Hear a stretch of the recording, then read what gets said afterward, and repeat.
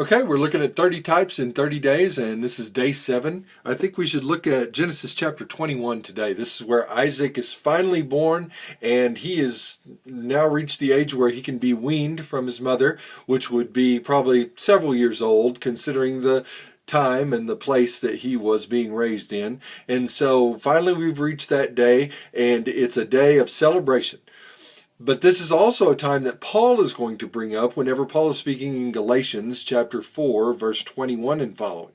He's going to make a comparison from this very time, this very day, because he's going to quote this passage when he's talking about the way the older brother treats the younger brother, and how that to him sounds very much like what's happening with the Jews who want to live under the law, treating badly those who have accepted Christ as their Lord and Savior. And so Paul quotes this very passage to talk about the persecution that's happening, uses the word persecution happening from the older brother to the younger brother, represents the same thing that's happening to Christians who want to live under Christ, Jews who want to live under Christ versus Jews who still want to live under the law.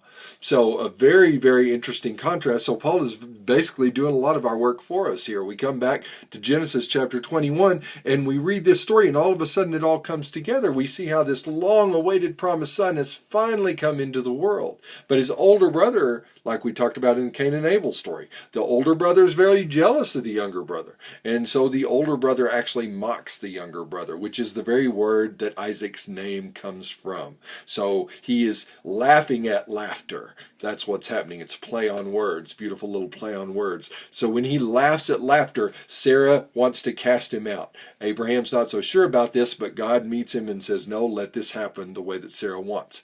They cast out the bondservant and her son, and when they go out into the wilderness, Hagar feels certainly they're going to die. So she offers up what she thinks is a final prayer, and before her son's death, but God sends the angel of the Lord meets her and says, no, it's okay.